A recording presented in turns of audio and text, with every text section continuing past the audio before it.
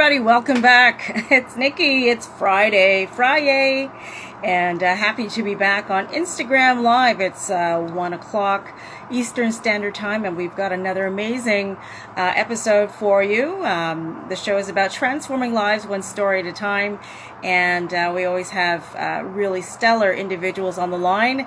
And we're going to have an interview today with singer-songwriter from Canada, Jeff Orson. He's going to be joining us leading up to topping the charts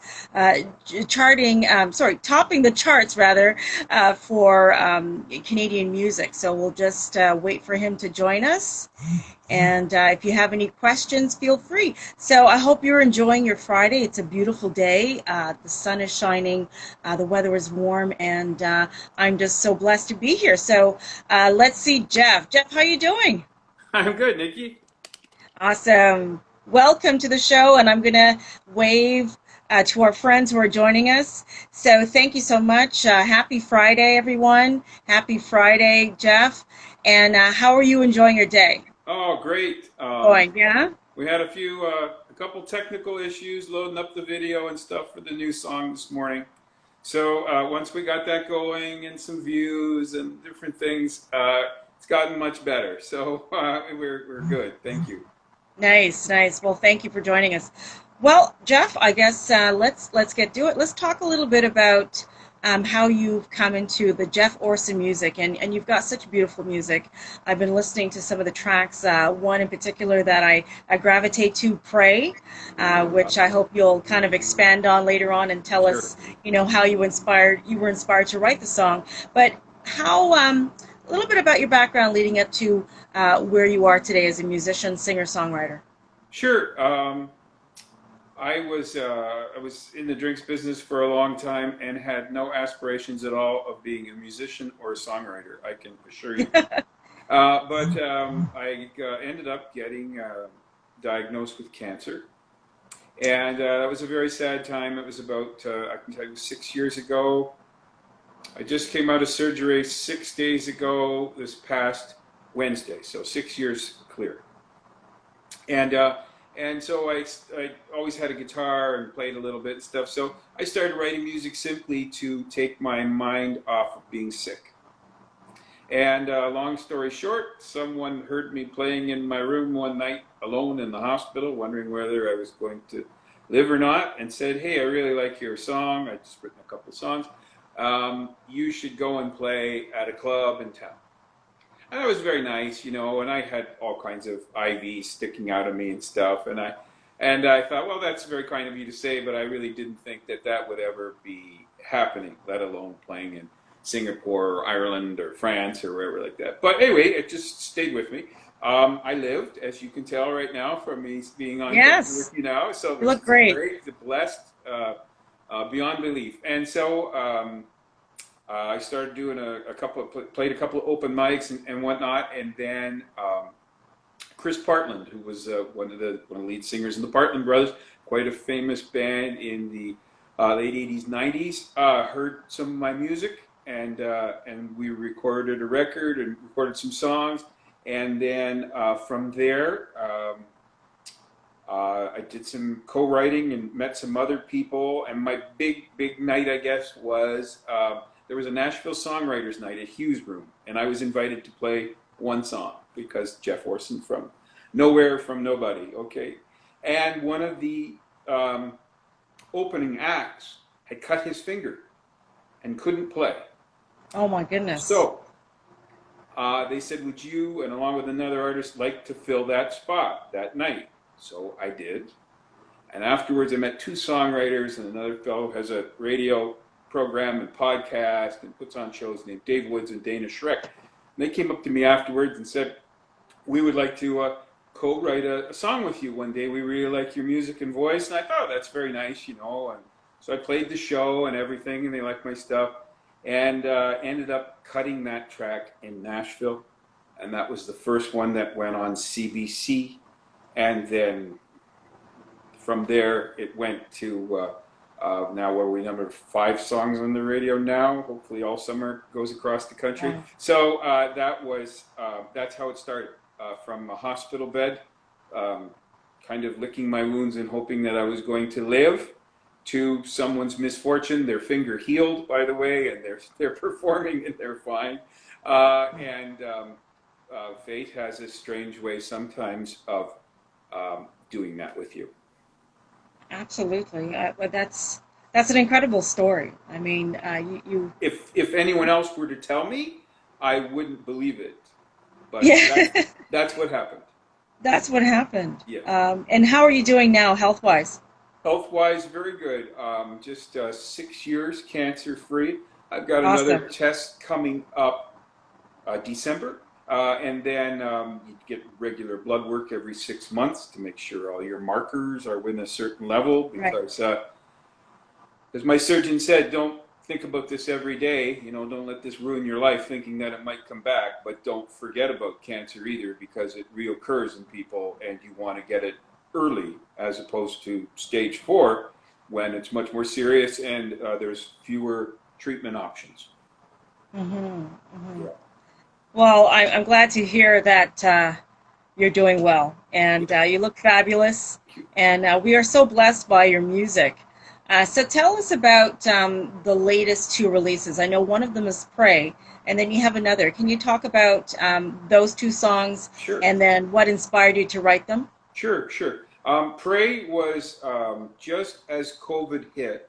I was approached by an editor of a travel magazine which is based in the UK, in London, and and this is when the travel industry was like, all the various airlines and things were all being idled, and thousands of people were being laid off around the world, and hotels closing and everything, right, in the middle of March, when it really hit all over. And he said, we need a song. I need a song for the travel industry, kind of an anthem about COVID. And he'd send me a song that he'd written himself. Martin's a great writer and editor, but he's not a songwriter per se that I've ever known of. So he sent me a song that was kind of like a football club chant, in England, that they sing at large football matches about, we're all going to get through this and stuff. And I said, Martin, I'm a country singer, and Yeah. I think I sat for about 2 or 3 days. I thought, what am I going to do with this? And then I was watching the news and things, and it started to really come to me. And then I wrote it in about, 2 days, 3 days, and I was sending him the verses, by email and stuff, right? And he's like, oh yeah, that's reading really good. And then I'm like, well, how am I going to record this, right? Because everything was just closing down, and I only had, we only put piano on the track, right? We had to have someone come into the studio, and it was sanitized, and he played the piano, and then I came into my own room and was there, it was like, but there's no interaction of musicians Right. at all. And so I wrote it, and I played it, and he said he loved it. So he featured it in his magazine, and then next thing you know, he had it in the radio in the UK, and then he got it on the radio in Dubai. And Dubai has it was like a great station and a really good following, and that's kind of what kicked it off. And Right. so and then people started writing in and sharing the video, and it just kind of, honestly, it just kind of took off from there, right? And so I think we're up to, between the shout out from Jan Arden and I think it's like 100,000 views we got on that, and like, honestly, some of the comments, the nicest part was the comments that people wrote in. I think there's like 700 people or whatever. I wrote them all back, thanked them, everything. That's so nice. And they were like, this song really touched my heart, touched my faith. I have family members. I'm a first line worker, and I don't know what to do. Frontline worker. I don't know what to do in this situation. I have elders who are in homes that I can't go and see. Right. Well, all that type of thing. So it was honestly, it was kind of like an isolation connection with the whole world. I think the furthest person away was maybe Argentina or Australia. People whom I didn't know. So at all. So it was amazing. It was just beautiful. And then I did the follow-up song called Faith. And Faith had as many views in 2 weeks as Pray had in 6. That went crazy. Went crazy. Comments and everything like that. People writing in, shares and stuff. So it was it was isolated. It was a beautiful time touching other people in the world and them having touching me. So I can't believe that I had that experience. It was wonderful. Except for the COVID part of it, of course. Yes, of course. Well, I just wanted to say hello to some of our friends who stopped by. Gadi Yanir, thank you so much for joining us. Francis Joy Group, thank you so much for joining. Paul to the Remax. Paul to the Max, thank you so much for joining. Buff Wellington, Athletic Leaders. And then the real cash is Clay. Thank you so much for joining.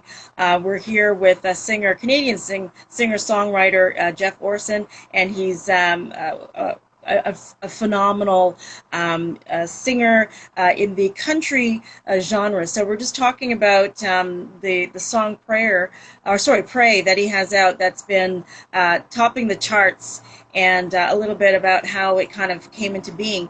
And now you have another song out too. Is that right?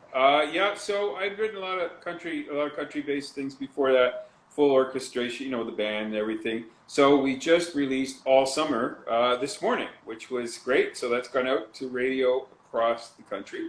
So congratulations! Thank you very much. I hope some of the stations pick that up and play it. And then, so there's a video and YouTube and all the rest of that stuff. So it was kind of fortuitous that we had our technical problem last week with Instagram and that it ended up being the 19th or 2 weeks ago, which is the launch day of wonderful All Summer. So I guess things kind of really worked out for the best, because nothing better to speak with you on the day that you have a new single being released. So that's it, and it's kind of similar to Summertime, which was my kind of second song I ever had in the radio, or called it Country Kids. All Summer picks up where everyone is last year of school. They're going to be going away to high school, or they're going to be going away to college, or they're going to be going away to getting a full-time job or whatever it is. So kind of a coming of age story. And some of the stuff we used to get up to in the song. So kind of a nostalgic piece. I hope people enjoy it. I had some nice write-ins this morning saying it really took me back to when I was that age and stuff. And I thought, well, that's a songwriter's job. If you can connect with your audience and it makes them feel maybe or think the same way about something that you've written about, maybe that's not a bad job done. So excellent. So it's the summer anthem for 2020. I'm hoping to. I'm hoping to. We had Country Kids last year, which just like it was like 101 on the Country 100, and I'm like, it was like needed like 3 plays, and but it did well. It was played. I don't know. I think 48 stations picked it up across Canada and some in the United States, and then it got streamed and stuff. So for an independent artist, mature artist, I won't say old, but a mature artist with no label, that is kind of a, that's a great thing for me. It was quite an accomplishment to have all those stations and be ranked with the amount of summer songs that come out. Like there's a lot of releases in the summertime. So hopefully All Summer gets me into the top 100 and it's Canada's favorite country song. I don't know. Awesome. And Jeff, that you truly are an inspiration, because what you'll hear out of the music industry is that you have to be a certain age. There's a time sensitivity to, I guess, blow up. Sure. A so-called time span, and then when you reach a certain age, the kind of, it's not so much in demand. For you to be, we just get better with age, right? We both know that. But for like say the industry mindset, it's not very common. So for you to really start this, and it's only been a few years, and to do it so well, and to be like knocking it out of the ballpark on the country charts. I mean, I have to give kudos to you, like so much determination, and I'm sure you've got a great team behind you too, Yeah. helping to propel, this incredible music. So, just thank you for just being you. You've overcome so much and just turn your I guess that valley that you were in for a moment, and like you're on the mountaintop right now, and just like showing others that they can do the same, which is incredible. Yeah, as I said, it was a kind of a big surprise, and first time I ever heard my song on the radio. I just did a piece with Canada Post for 100 years of celebrating broadcast radio in Canada. And they said, "What's your favorite radio story?" And I said, "Well, I've got a lot of them, but my first one was, I guess my best one was, I was visiting my oncologist, waiting in the parking lot, and my song came on the radio, and I knew it was on the radio, but I hadn't heard it before." So I'm sitting there and the song's playing, and I'm not even thinking about it, right? I'm like, that song sounds familiar. And then like I look at the radio, the kind of the panel there, and it's like Jeff Orson, right? And I'm like, oh my goodness, right? And I'm like, wow. I So know that guy. that kind of stunned me.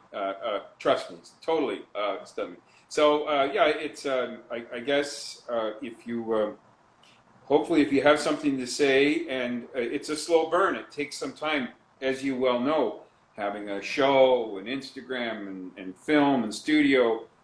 It doesn't come like, oh, I'm going to write a song today and everyone's going to love it. It's just not like that.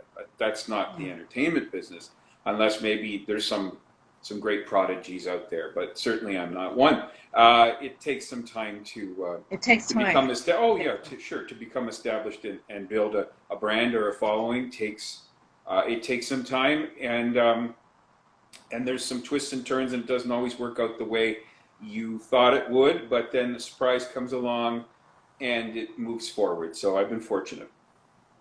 Awesome. And I've had this discussion with a number of people that you really need to be patient in the process, because to me, there's no such thing as an overnight success. What people deem to be an overnight success really took maybe 5 to 12 years in the making. Yeah. And I always use Drake as an example, because he was a child star through Degrassi before he became Drake. And he was Aubrey, and he had to really hone his skills for a number of years before he just blew up all over the world. So, Jeff, I want to thank you so much for sharing a little bit of your journey. My And pleasure. congratulations on all your success. I'm so excited. The music is fantastic. So tell us now, before we go out, where can people buy the music, and where can they connect with you on social media? You can connect with me on social media, www.jefforsonmusic.com. It's got all my social little boxes that you can push and whatnot. Instagram, Facebook, and Twitter, it's Jeff Orson Music. It's that simple. Jeff Orson. There's not many Jeff Orsons in the world, I've found out since I've been in social Yes. media. And you can purchase it on Amazon, iTunes. You can stream it on Spotify. It's on, I think it's 37 major listening platforms as of this morning. So whatever you like to stream on with your device, it should be there. And then of course iTunes had it I believe first this morning. So it's pretty much everywhere, and you can see it on YouTube. Jeff Orson. Type in YouTube all summer. There it is. If you see a green field, you've hit the right spot for the video. So just push play and that's it. Very, very easy to find. Awesome. Jeff Orson, thank you so much for your time today. Again, congratulations on all your success, and keep writing those hits. We'll keep following you and keep supporting you. So you've been watching the Nikki Clarke Show with our very special guest singer, songwriter Jeff Orson. Please reach out to him on social media, support his music, and stay strong, stay safe, stay positive, and I'll see you on the other side. Okay, Jeff? Absolutely. Thanks for having me on. Stay healthy and stay safe. It's the greatest of gifts. Thank you so much. And I want to thank everyone who's joined us today. Really appreciate it. Shout out to Michelle and Miss Aquarius. Thank you so much for dropping by. All right. If you didn't see the full interview, that's okay. It's going to be played again on Instagram. And I'm also going to upload the link onto YouTube. So please like, share, comment, and we'll see you again next time. Bye for now. Thanks, Nikki. Bye-bye. You're welcome. Bye-bye.